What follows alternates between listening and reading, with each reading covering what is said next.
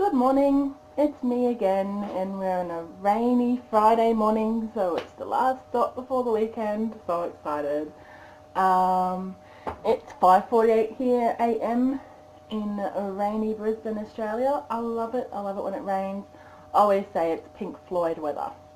Pink Floyd weather's raining. Though I try not to listen to Pink Floyd on the way to work, because then it sort of brings me down a bit and I don't want to get out the car. I just want to sit in the car and listen to it. Alright, so I hope you had a good day yesterday. It was an interesting one. A bit warm with my dressing gown on. Yeah, so that was Thursday.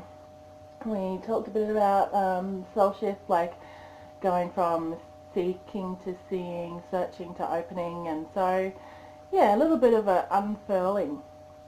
What's interesting is the first few soul shifts are all about sort of like unraveling and being open to further growth, and at the moment the moon is waning, and we're going to have the dark moon / new moon, which is a new super moon apparently next week, and this is actually a great cosmic time for us to sort of, this last quarter moon to the dark moon is a great cosmic time for us to sort of reassess where we are, kind of like, start to sort of see where things aren't working, all ready to sort of release them and then start afresh with the new moon. So yeah, we'll just start with some astrology.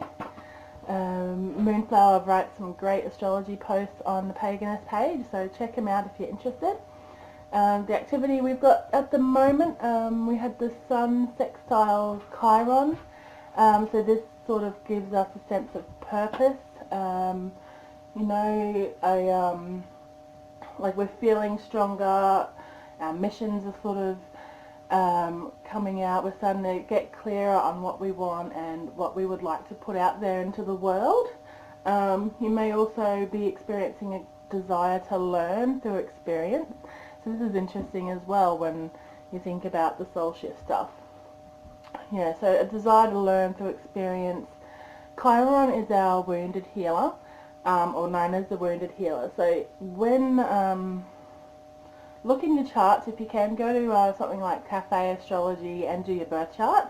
Where you find Chiron in your chart is where like your deeper wounds are, and then once you sort of work through those, then you can sort of help others or the world in general healing from the same sort of wounds. So that's actually really interesting. I like that.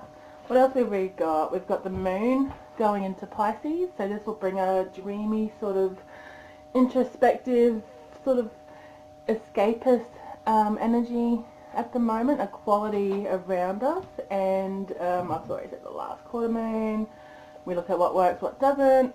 Pisceans, or the Pisces energy, tends to lead us to indulgence. Not so much food unless you're a comfort eater, because I'd say that's more Taurian energy, but the escapism, the drugs, alcohol, not wanting to deal with things. So that might happen today. You may have a little bit of avoidance or resistance to the things that you need to let go of, but maybe you're making excuses. I don't know. I didn't bring the Soul Shifts book in to show you the picture, but it's called Soul Shifts by Barbara DeAngelis. Great book. Today's shift is shifting from modulating your seeing to seeing everything.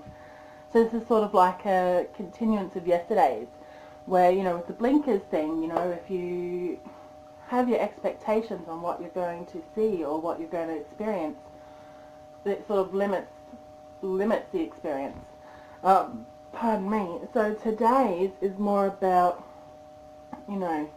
it's a little bit more on those limitations that we place on yourself and looking at the source of those limitations. We have egos. Everyone has an ego, but the ego exists, to keep you safe. It keeps you in sort of like that fear mode, and we relied on it millions of years ago, for survival, and now, living an exclusively egoistic life, one that's directed by fear, and you do this so that you're not left behind, or do this so this doesn't happen.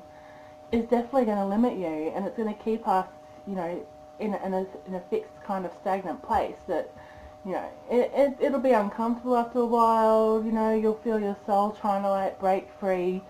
So the soul shift is, you know, oh, I'm going to take this off. Sorry. Okay, so this soul shift is about what's limiting us, how our beliefs are limited by our fears, and how these fears and limited beliefs affect our perception and our awareness and our sense of self and to the truth, and to our personal truth. And truth is one of those buzzwords that used to drive me crazy, because people were like, find your truth, follow your truth, I'm living my truth. And it's like, what the fuck is truth? Like, firstly, it's subjective. There's always three sides to every story. Mine, theirs, and the truth. So I should make that more like third person. A, B's, and the truth. You know, and yeah, but I think thinking about what the truth was, it's basically just not hiding behind what you should do, what you should say, what you should feel, and being in that authenticity of like not holding yourself back, standing in your power, being your own person. But it's not an excuse to be a bitch, apparently. It's okay, I'm kidding. So the thing that leads on from the fears and limitations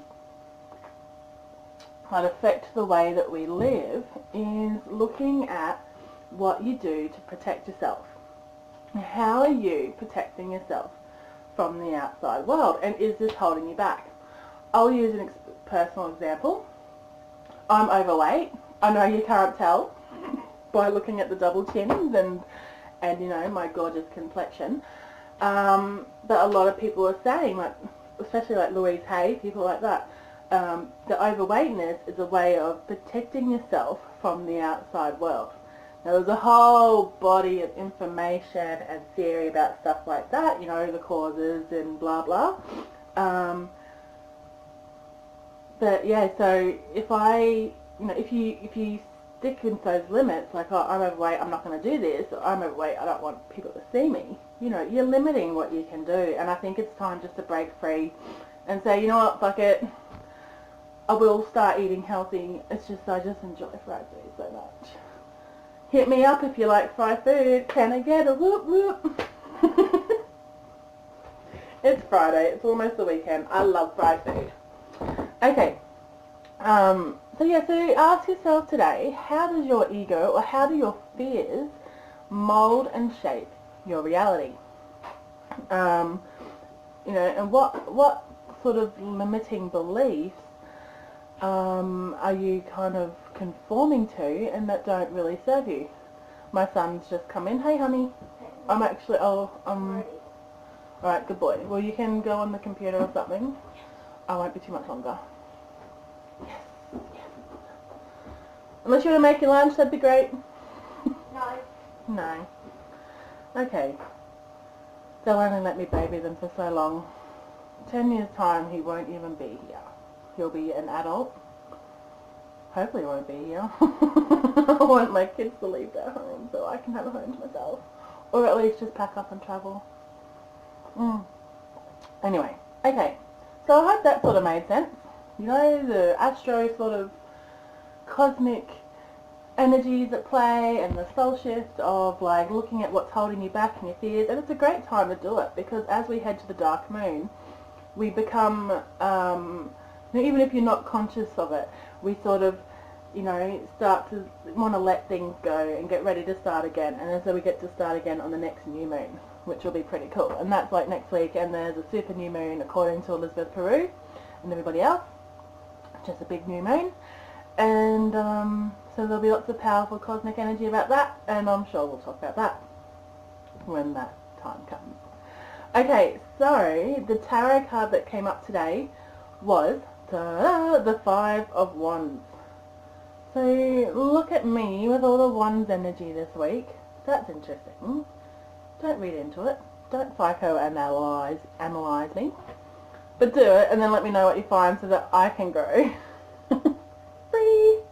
Okay, so the Five of Wands, you know, the five, I mean, you look at that, it looks like a conflict, there's a struggle, there's a bunch of people who, you know, with different perspectives, different interests, different motivations, all coming together, and there's a little bit of a conflict or like disagreements, obstacles on how things are going to fall into place.